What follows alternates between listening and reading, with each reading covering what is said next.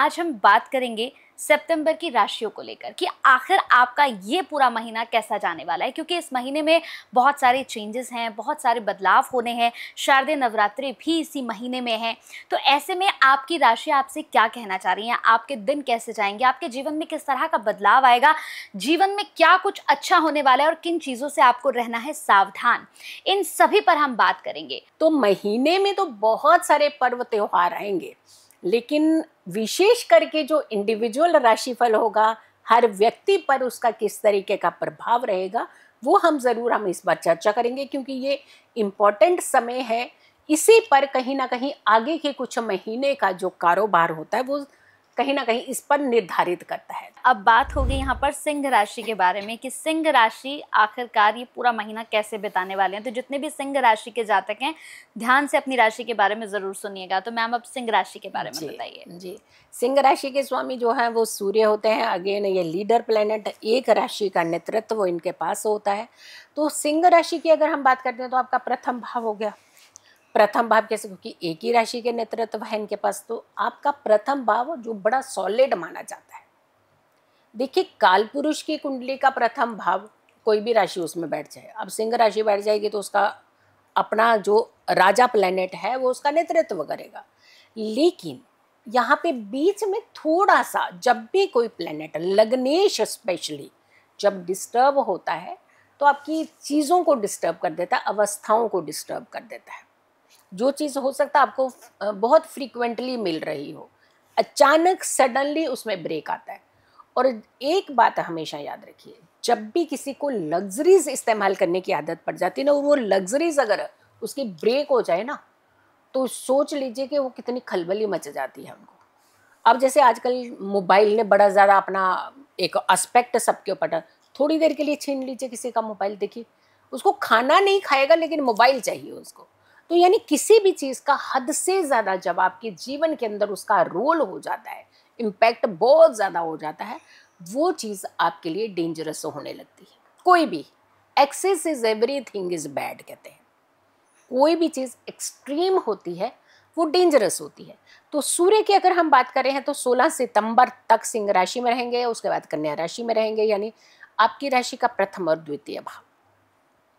प्रथम भाव में वो फैसले तो अच्छे कराएगा, लेकिन द्वितीय भाव में जैसे ही जाएगा ना, ये हो सकता है आपकी लग्जरीज को कट ऑफ करवाए। लेकिन पहले ही आप प्रिकॉशन लीजिए, उपाय हम बताएंगे आपको, उन उपायों को ज़रूर कीजिएगा, क्योंकि छोटे छोटे उपाय होते हैं जो हमारे जीवन के अंदर एक बहुत अच्छा रास्ता बना देते हैं।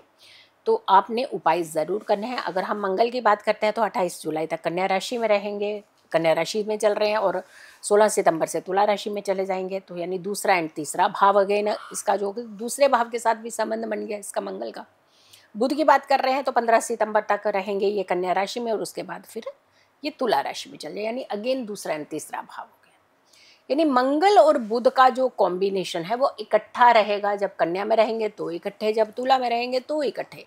तो यानी ये दो भाव जो हैं ये कहीं ना कहीं दूसरा और तीसरा भाव, एक चीज़ दे रहा है दूसरा छीन रहा है, या फिर दूसरा प्रवोक कर रहा है, ले लो ले लो ले लो जल्दी से, ये सामान भी खरीद लो, ये भी कर लो।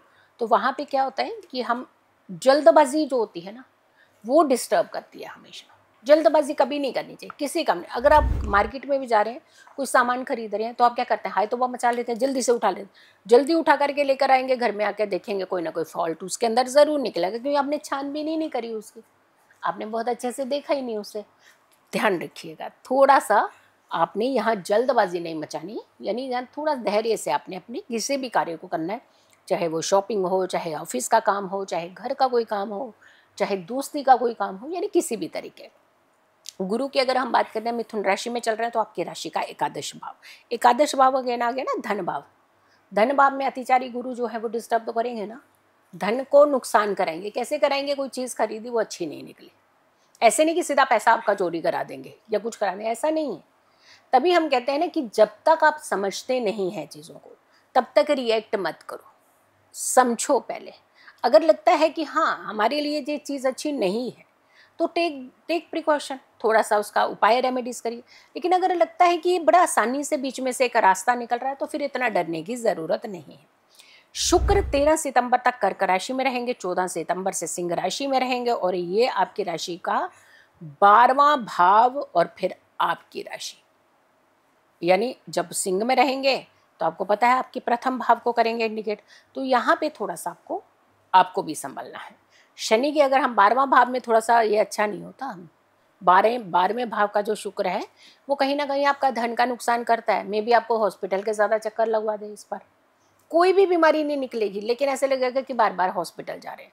मे बी एंजाइटी अटैक कराए, क्योंकि ये समय जो है ये ग्रहण काल का समय भी आएगा इसी में। लेकिन फिर भी देखिए भगवान ने कितना अच्छा बैलेंस किया होता है। नवरात्रि भी आ जाएंगे, माँ लक्ष्मी व्रत भी आ जाएंगे, पितृ मुक्ति के शांति के उपाय की भी आप इसी समय ही कर पाएंगे। तो यानी बैलेंस मिल रहा है हमें। हम एक चीज़ बस नेगेटिव बैठा, अरे ग्रहण हो गया तो पता नहीं क्या हो जाएगा, लेकिन वहीं पे दूसरी तरफ देखिए ना, शारदीय नवरात्रि भी तो है, माँ की भक्ति का भी तो समय आ जाएगा। तो ये डरना नहीं है, डरना नहीं है, प्रिकॉशन लेना है। शनि की बात करते हैं, आपकी राशि से अष्टम भाव का शनि जो होता है वो अच्छा माना जाता है। आयु देते हैं कुछ ग्रह, लेते नहीं है। अगर चोट भी लग रही है, कोई प्रॉब्लम भी हो रही है, तो उसमें से भी रास्ता निकालेंगे वो। राहु की बात करते हैं, कुंभ राशि में चल रहे हैं, आपकी राशि का सप्तम भाव होगा, यहाँ थोड़ा सा गुमराह हो सकते हैं रिलेशनशिप को लेकर के। स्पेशली हम अगर कहें, जो ज़्यादातर होता है ना एक्स्ट्रा मैरिटल अफेयर्स में पड़ जाते हैं, हम उन्हें थोड़ा सा इस समय सचेत करेंगे कि अपनी पारिवारिक स्थितियों को हमें नहीं भूलना चाहिए। सबसे पहले हमें अपनी पारिवारिक स्थितियों को देखना चाहिए। इच्छाएं तो अनगिनत होती हैं, अनलिमिटेड होती हैं, लेकिन कई बार सिर्फ इच्छाएं नहीं देखी जाती हैं, हर चीज़ देखी जाती है। तो इसीलिए हम ज़रूर कहेंगे कि आप अपने पारिवारिक स्थितियों की तरफ ध्यान ज़्यादा दीजिएगा इस बार। केतु की अगर हम बात करते हैं, सिंह राशि में चल रहे हैं, जो आपकी राशि जो है सबसे बड़ी बात है आप ही की राशि सिंह राशि, और आप ही की राशि में केतु, राहु की भी दृष्टि रहेगी, जब चंद्र ग्रहण बनेगा तो भी दृष्टि रहेगी। तो यानी यहाँ पर आपको थोड़ा संभलना है, ओवर कॉन्फिडेंट नहीं होना है, अपनी चीज़ों को संभाल करके रखना है। अगर आप उच्च पद पर हैं, ओहदे पे हैं, अच्छे ओहदे पे हैं, तो ज़्यादा ही प्रिकॉशन लेने की ज़रूरत है। ग्रहण वहाँ नहीं पता चले ग्रहण आपकी कुर्सी पे लग गया, तो ध्यान रखिएगा। कई बार गुमान जो होता है ना, अहंकार जो होता है ना, वो हमारे अस्तित्व को छीन लेता है, और अहंकार तो आपको मालूम है कभी रह नहीं सकता किसी का। तो यहाँ पर जो है ठीक है, वो ऊपर वाले की दुआ समझिए कि भगवान ने हमें बहुत कुछ दिया है, लेकिन उसका मिसयूज़ क्यों करना? मिसयूज़ करेंगे तो गड़बड़ होनी है आपके साथ। तो आप ध्यान रखिएगा, इसलिए हम आपको बोल रहे हैं, क्योंकि राजसी राशि है, कहना नहीं मानती है। ओवर कॉन्फिडेंट होकर के अरे हमारा कौन बिगाड़ लेता है, पता नहीं होता ना, हाथी को भी कभी कई बार चींटी ढेर कर देती है। तो ये हमें नहीं भूलना चाहिए कि जो सांच होती है उसमें आंच नहीं होती। उपाय की अगर हम बात करते हैं, तो गुड़ आपने एक डेली गुड़ लेना है, और अपने सिर के ऊपर से एंटी क्लॉकवाइज वार करके हर रविवार को, संडे के दिन, इसे आपने खुले मैदान में कहीं फेंक देना है। अब आप ये सोचेंगे कि गुड़ ने मुझे ठीक कर देना, बाकी मैं अपना ओवर कॉन्फिडेंस बना करके रखूंगा।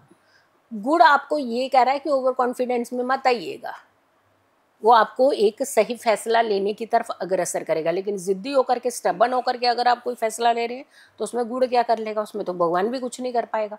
तो इसीलिए हम कहते हैं पहले आपने राशिफल को पूरा सुनना है कि कहाँ आप गलती कर रहे हैं, फिर आपने ये उपाय करना है, ताकि आपकी ये दोनों चीज़ें जो हैं वो बैलेंस रह सकें।